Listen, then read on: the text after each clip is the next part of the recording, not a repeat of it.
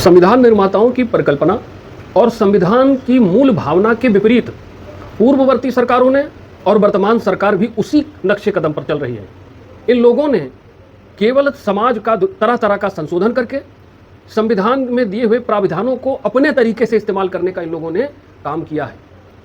और ये जो समय समय पर इन्होंने संवैधानिक संशोधन लाए, इसके जरिए इन्होंने समाज का वर्गीकरण करने का प्रयास किया, विभाजन करने का प्रयास किया, ध्रुवीकरण करने का प्रयास किया, और इसके चलते सत्ता का संतुलन कैसे साधा जाए केवल इस विषय पर यह केंद्रित रहे। आज इसका खामियाजा, इसका परिणाम पूरा देश भुगत रहा है।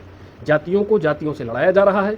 तमाम धर्म पंथ संप्रदाय एक दूसरे के विरोधी और मुखर होकर के एक दूसरे का विरोध करते हैं, और समाज में यही आपको चारों तरफ देखने को मिल रहा है। क्या यही थी संविधान की मूल धारणा? क्या आर्टिकल 14 यही कहता है? आपने संविधान को बहुवैधानिक व्यवस्था बना दिया।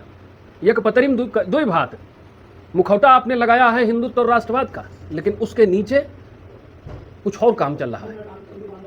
तो ये जो जातिगत आधार पर हमारे देश में नीति नियम कानून व्यवस्थाएं चल रही हैं, धर्म के आधार पर जो विशेष व्यवस्थाएं दी जा रही हैं, बिना सिर पैर की नीतियां संचालित हैं, उनके आधार पर आयोग, मंत्रालय और तमाम चीजें जिनका कोई अस्तित्व नहीं है, जिनकी कोई परिभाषा नहीं है संविधान में, उनको भी आपने मूर्त रूप दे दिया है।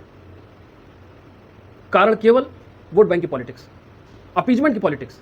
इन्हीं व्यवस्थाओं के खिलाफ हम लोगों ने प्रधानमंत्री जी को आज ज्ञापन प्रेषित किया है, क्योंकि आज नागरिकों के जगह हमारी नागरिकता समान है, तो नीति नियम कानून भी समान होने चाहिए। एक देश एक विधान की नीति बननी चाहिए।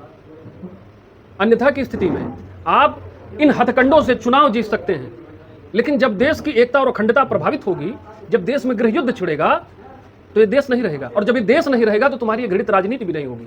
कहां भागोगे? वायुयान का पहिया पकड़ के भागोगे कि पड़ोसी देश बांग्लादेश की प्रधानमंत्री शेख हसीना की तर्ज पर भागोगे? कौन आश्रय देगा तुमको? इसकी कल्पना करके देख लीजिए। जिस पानी में आप भांग घोल रहे हैं, मत भूलिए, ये पानी आपको भी पीना पड़ेगा। मतवाले होकर आप भी घूमेंगे।